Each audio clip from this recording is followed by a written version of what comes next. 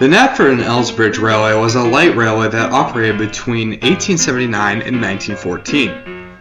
It was folded into the Northwestern Railway, where its tracks make up the southern end of the Farquhar branch line and the main line between Knapford and Tidmouth. It is notorious for its use of vertical boiler locomotives, nicknamed coffee pots. The line got its beginnings in 1877, when the holding company was formed, backed by the A.W. Dry Industrial Company and the newly formed Toyrek Lead Mine Company.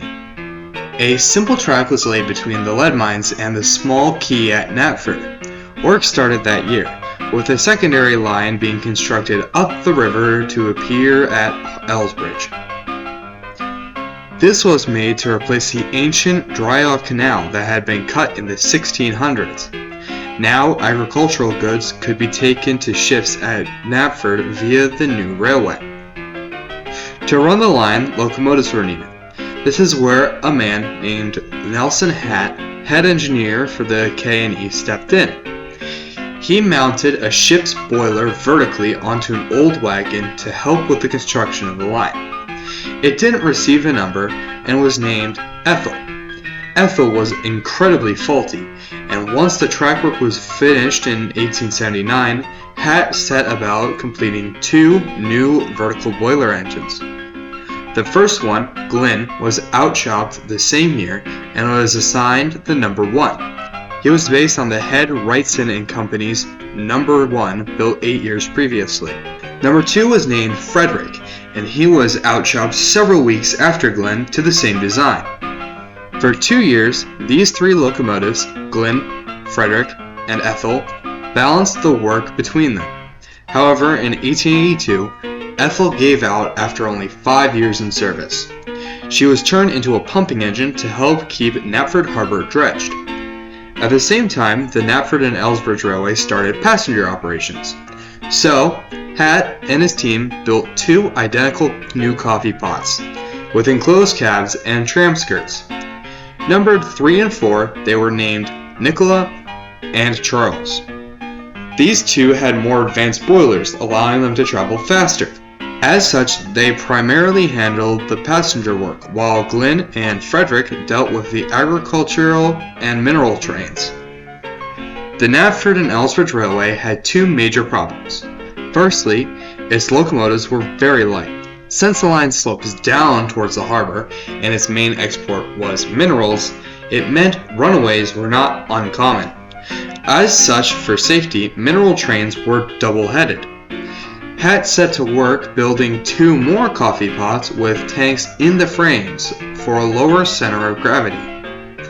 Numbers 5 and 6 were outshopped in March of 1886 and were named Harry and Ripley. Although they still had to double-head mineral trains, there were just more locomotives to do this with now. The K&E now owned 6 coffee pots on their short, light railway. It seemed like overkill, but the coffee pots were lightweight and easy to maintain.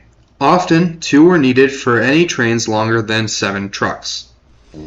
It was easier for the cash-strapped K&E to keep half a dozen smaller, serviceable locomotives than to get a few larger, more complex ones.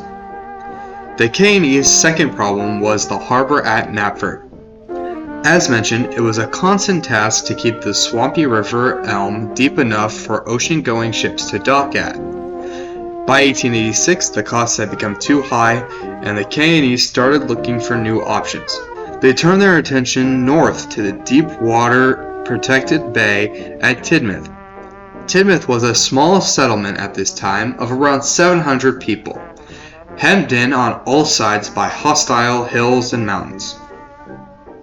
To counter this, the K&E planned to build a line hugging the coast around the headlands. Work started in May 1886 and construction got as far as the mouth of the old Dry Canal. However, the work was stopped in its tracks by the Great Storm of 1887 in July, which washed away the trestles leading up to that point that A.W. Dry had built. The K&E were forced to temporarily abandon the Tidmouth project while another plan was worked on. In 1891, Nelson Hatt was promoted to General Director and started his new plan for an extension to Tidmouth. The idea was to blast straight through the hills south of Tidmouth. The Toyrek lead mine was brought in to help with the demolition, and A.W. Dry got to cut its teeth with its first underground project. They had to get it done quickly too, as they had competition from the newly formed Arlesburg Light Railway, which was constructing a line from Arlesburg to Tidmouth. The Arlesburg Light Railway would win this race on January 9, 1892, when they finished the North Tidmouth Tunnel. However, they couldn't bridge the River Tid fast enough, so the K&E got first dibs on the pre-existing harbor in the center of the bay. The K&E completed their Tidmouth expansion in May of 1892 with the opening of a grand 3-platform station near the rapidly expanding downtown. The ALR was forced to set up shop north of the River Tid, with a footbridge being built to the pre-existing village in 1893. For a number of years, the two railways settled into their positions with 2 small quays on either side of the Tid. The ALR opened a new station for passengers just south of the river in 1895. However, the K&E opposed any goods operations on this extension. In 1900, the Sodor Council demanded the bitter rivals to come to an agreement to see a fully connected line from Arlesburg to Knapford. Councilman Randolph Salisman sat on the board of the ALR and helped award a new extension to them. The K&E's management was not happy as this jeopardized their control over the Tidmouth-Knapford line. They refused to let the ALR lease the Tidmouth-Knapford line, forcing the ALR to consider an alternate approach to Knapford. The Sodor Council was eager for a compromise, so when the K&E half-heartedly proposed a new line to be built between North Tidmouth Station and Knapford through the roughest hills, the ALR was forced to accept. Both companies' boards knew that this project was futile, but the council demanded that work start in August 1901, so that month, drilling started in Knapford and Tidmouth on new tunnels.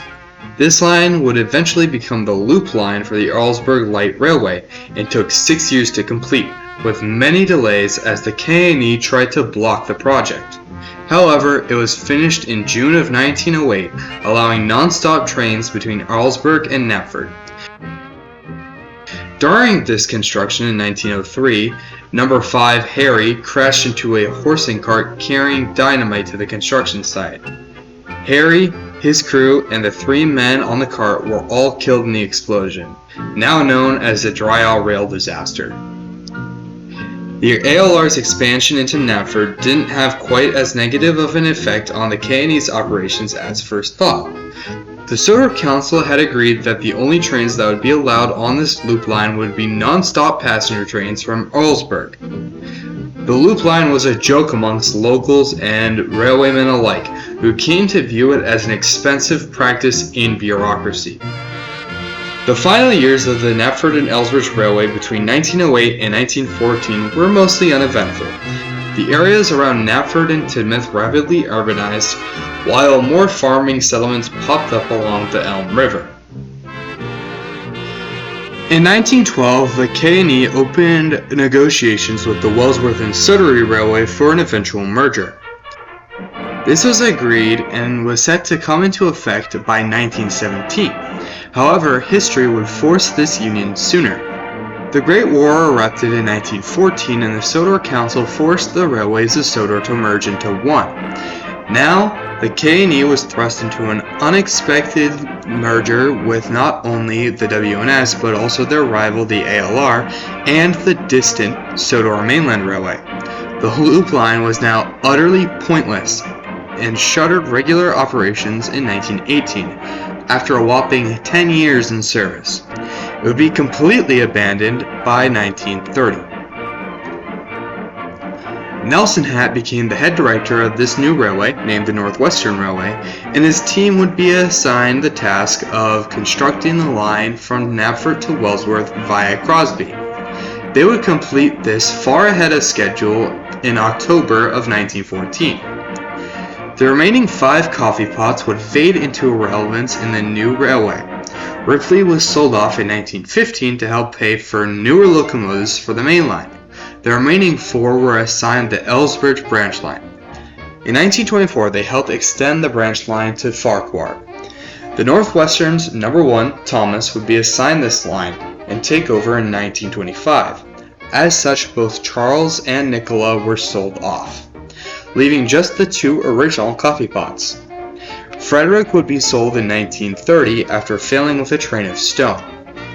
Glenn was the first coffee pot and now the final one left. He was tasked with running the new tramway up to the Enofa quarry.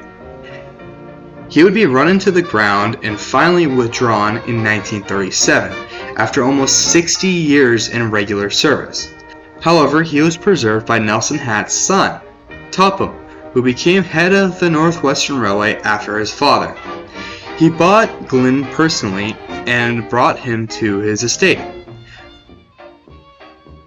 Glynn is the last reminder of the Knapford and Elsbridge Railway, one of the founding pieces to the Northwestern Railway and the industrialization of the island of Sodor.